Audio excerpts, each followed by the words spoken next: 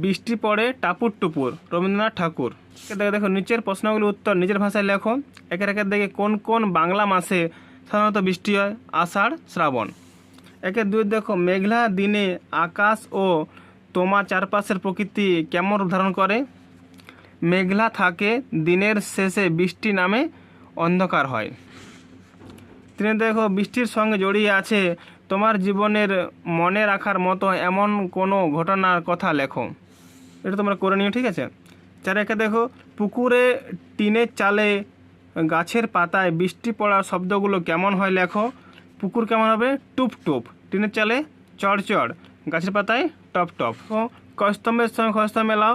ঝাপসা, অস্পষ্ট, ছেলেবেলা, শৈশব, বিছানা, শয্যা, দুরন্ত, দামাল, বান, বন্যা। তিনতে দেখো বেমানান শব্দের তলায় দাগ দাও। দেখো তিনের দাগে এটা বাড়ি, তিনের দুয়ের দাগে টাপুর টুপুর, তিনের দাগে মানিক, চারের দাগে শিব ঠাকুর, পাঁচের দাগে সৌরানী। চার দিয়ে দেখো বিপরীতার্থক শব্দ কবিতা থেকে বেছে নিয়ে লেখো। রাত, দিন, বার্ধক্য, শৈশব, খরা, বন্যা, পুরনো, নতুন, শান্ত, দুরন্ত। পাঁচের দিয়ে দেখো বিশেষ্য বিশেষণ খুঁজে নিয়ে লেখো। দেখো যেগুলা গোল করা আছে সেগুলা বিশেষ্য, মানিক, ছেলে, হাওয়া, বুক, গাছপালা এর বিশেষ্য, আর বাকিগুলো বিশেষণ, ঠিক আছে। ছয় দিয়ে দেখো কিরার তলায় দাগ দাও। দেখো ছয়রের দাগে বাজলো, পড়ে, শুনেছিলাম, পড়ে, ডেকে। সাথে দাগে দেখো সৃষ্টি এমন প্রিকমসের ট রয়েছে এরকম 5টি শব্দ লেখো। কেষ্ট, বৃষ্টি, কষ্ট, স্পষ্ট, সন্তুষ্ট, ঠিক আছে। ওটাতে দেখো নিচের শব্দগুলো দুটো করে শব্দ লুকিয়ে আছে, আলাদা করে লেখো।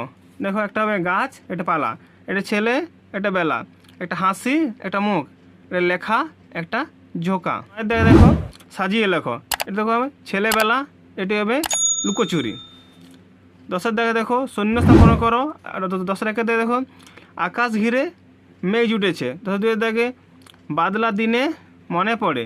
তিনের দাগে দেখো মনে পড়ে ঘরটি আলো। দশের চার দাগে দেখো ঘরেতে দুরন্ত ছেলে। পাঁচের দাগে বাইরে কেবল জলের শব্দ। দেখো রবীন্দ্রনাথ ঠাকুর কত সালে নোবেল পুরস্কার পান? 1913 সালে। 11-2 দাগে কোন বইয়ের জন্য তিনি নোবেল পুরস্কার পান? সং অফারিংস, ঠিক আছে। এখানে দেখো লেখা আছে 1913 সালে সং অফারিংস এর জন্য। 11-3 দাগে বৃষ্টি পড়ে টাপুর টুপুর কবিতাটি তার কোন কবিতার বই থেকে নেওয়া হয়েছে? শিশু। তারা দেখো নিচের প্রশ্নগুলির উত্তর নিজের ভাষায় লেখো। তারা একা দেখে বৃষ্টির দিনে কবির মনে কোন গান ভেসে ওঠে? বৃষ্টি পড়ে টাপুর টুপুর নদে এলো বান। তারা দুই দেখো বৃষ্টিতে নদীর এপার এবং ওপারের যে বর্ণনা কবি দিয়েছেন তা নিজের ভাষায় লেখো। বৃষ্টিতে নদীর এপারের গাছপালা সব ঝাপসা হয়ে যায় এবং ওপারের মেঘের মাথায় 100 মানিক জ্বলে।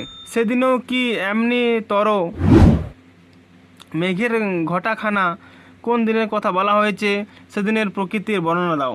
দেখে শিব ঠাকুরের বিয়ের দিনের কথা বলা হয়েছে। সেদিন বন্যা হয়েছিল, বিজলি হয়েছিল। মেঘের খেলা কবির মনে কোন কোন স্মৃতি বয়ে আনে? চারটে দেখো কবির ছেলেবেলাকার লুকোচুরি খেলার কথা, মায়ের হাসি মুখের কথা, বৃষ্টির দিন কথা মনে পড়ে।